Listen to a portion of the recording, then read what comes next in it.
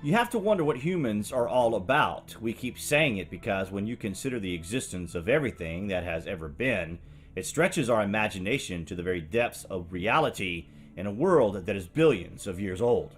You would have to consider that at some point in the past 5 billion or so years that some sort of activity would have been taking place here on Earth by a civilization that were advanced, yet we are told that no such activity occurred. The denial of such things only serves to justify our question of these things in a time when it can't be denied that something did happen here, and the evidence all across this planet are clues to the encryption that is civilization itself. We are finding things all the time that are classed as ancient. This very word means that something is belonging to the distant past and no longer in existence. We use this word to describe the things we find that supposedly we had forgotten about. One such finding just recently comes from a dried out reservoir in Iraq. Wait till you hear this. At the site of Iraq's Mosul Dam Reservoir, a sensational find of a 3,600-year-old palace at Commune, and it is thought it once stood at an elevated position overlooking the river Tigris. Researchers from the University of Tübingen and the Kurdistan Archaeological Organization said the structure dates to the Mitanni Empire, which ruled parts of northern Mesopotamia and Syria in the 15th and 14th century BC. Some of the site's mud brick walls measure more than 6 feet thick and stand more than 6 feet tall. Rare traces of bright red and blue wall paintings have also been uncovered. Commune is only the second site in the region where wall paintings of the Mitanni period have been discovered. 10 cuneiform tablets at the site could offer new information about the politics, economy, and history of the Mitanni Empire, and possibly identify the site as the ancient city of Zekhaiku, mentioned in an ancient source dating to 1800 BC. The palace has been submerged anew since the archaeological investigation took place. It is unclear when it will emerge again. The emergence of understanding in this region is what we conclude today when we consider the cradle of civilization. Is it here that most things emerged, including the concept of a city with roads and buildings, to the first written communication? Hundreds of media outlets around the world reported in 2016 that a set of recently deciphered ancient clay tablets revealed that Babylonian astronomers were more sophisticated than previously believed. The wedge-shaped writing on the tablets, known as cuneiform, demonstrated that these ancient stargazers used geometric calculations to predict the motion of Jupiter.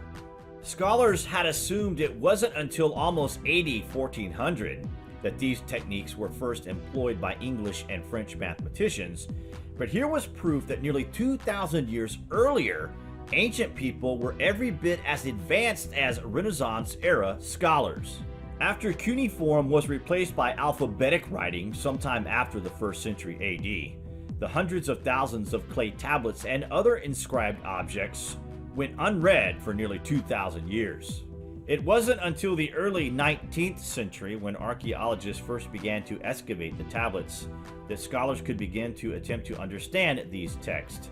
One important early key to deciphering the script proved to be the discovery of a kind of cuneiform Rosetta Stone, a 500 BC trilingual inscription at the site of Bisatun Pass in Iran. Written in Persian, Akkadian, and an Iranian language known as Elamite, it recorded the feats of the Achaemenid king Darius the Great. By deciphering repetitive words such as Darius and king in Persian, scholars were able to slowly piece together how cuneiform worked. Called Assyriologists, these specialists were eventually able to translate different languages written in cuneiform across many eras, though some early versions of the script remain undeciphered. Today, the ability to read cuneiform is a key to understanding all manner of cultural activities in the ancient Near East, from determining what was known as the cosmos and its workings, to the august lives of Assyrian kings, to the secrets of making a Babylonian stew.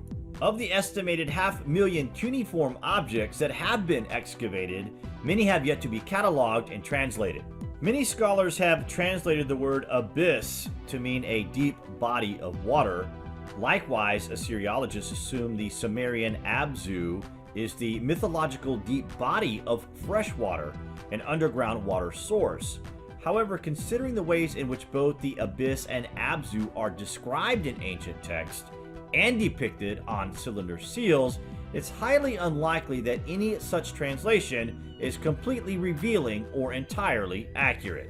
According to biblical texts, there's a hidden door to the abyss and a bottomless pit in the vicinity of the Euphrates River, a stargate of sorts.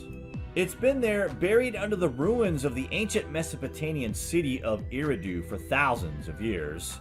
This abyss mentioned in the Bible is also referred to in Sumerian text as the Abzu and is associated with a Sumerian god known as Enki. This relief in the British Museum shows the Anunnaki king Ninurta in a gateway. He is very clearly using a finger to push something on the wall of the gate. Question is, what? Is he activating the portal? Just some food for thought, and we will be covering this topic in more detail in our next video, so watch out for that. Also, we would like to encourage you guys to subscribe to our backup channel, Light Up the Dark. There you will find dozens of other videos that does not appear here on Lost History, so head on over and check that out. And we'd also like to mention that we are on Patreon and BitChute, as well as being active on Twitter and Facebook. We will provide those additional links below. Your support is greatly appreciated. Comments below, guys, and as always, thank you for watching.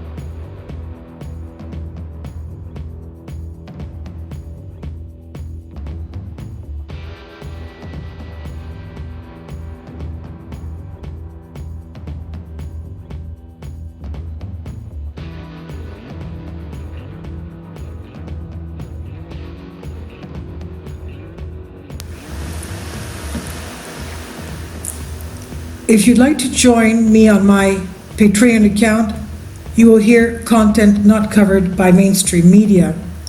These riveting stories will be based on my research, and I will state my opinions and give my personal insight on diverse and controversial subjects and world events not covered by mainstream media and not supported by YouTube guidelines.